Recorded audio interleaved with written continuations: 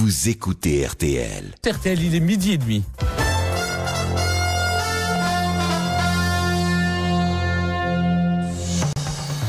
RTL Midi. Le 12-30, Vincent Parisot, Elisabeth Martichoux. 13h.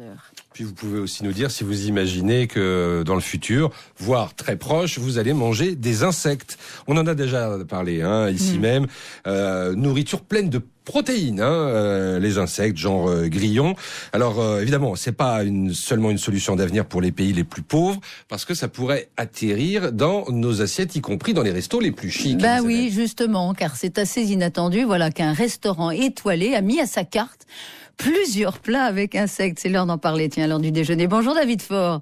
Bonjour. C'est vous, merci d'être avec nous David Faure. Vous êtes le chef de ce restaurant L'Aphrodite à Nice. Alors pour le coup, c'est assez audacieux quand même, votre menu, par exemple.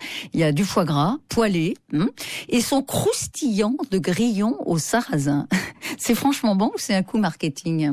Alors ça devient de la pub, bien évidemment, de par le fait de travailler des insectes en France, mais le but initial, c'était pas ça. Ça fait déjà plusieurs années que j'ai envie de travailler les insectes de par des voyages effectués à l'étranger, sauf que j'attendais d'avoir une sécurité alimentaire, une garantie, parce que sur Internet, on peut trouver des insectes partout, en les faisant venir de Chine, de Thaïlande, peu importe, sauf que là, si je fais ça, je sais pas ce que j'ai dans l'assiette.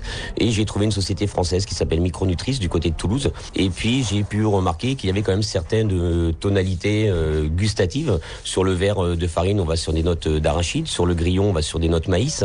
Donc je me suis dit, ce qu'on va faire, c'est qu'on va mettre ces insectes en scène dans l'assiette, mais on va raconter une histoire, quelque chose de concret, de réel, pour qu'il y ait quand même un but gustatif, et je vais pas faire juste des insectes dans l'assiette pour dire je mets des insectes. Vous n'avez pas un peu peur quand même d'effrayer les clients ?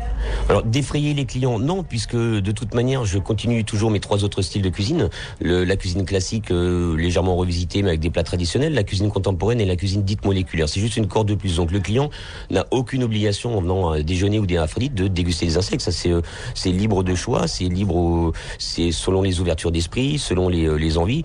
Donc oui, on a pu noter depuis les premiers articles sortis un déferlement très violent sur Internet de commentaires, des choses vraiment ignobles, de personnes qui n'ont pas compris la substance, qui n'ont pas cherché à comprendre ce qu'on faisait.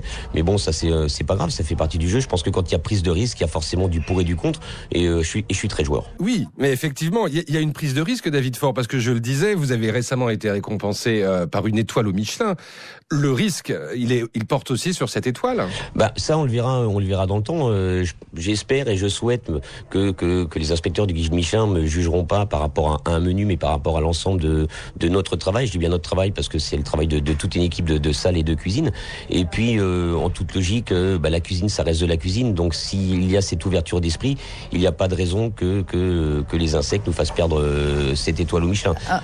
On vous le souhaite évidemment. Merci beaucoup David Faure, donc du restaurant L'Aphrodite à Nice, et qui ose, malgré, en dépit de son étoile, on ne sait pas comment le dire d'ailleurs Vincent, mettre à son menu ces insectes pour accompagner du foie gras et autres mets délicieux. Voilà. Vous êtes preneur ou pas ? 32-10. Moi je suis assez preneur. Oui, mais vous osez tout, vous êtes très courageux. Et dans un instant...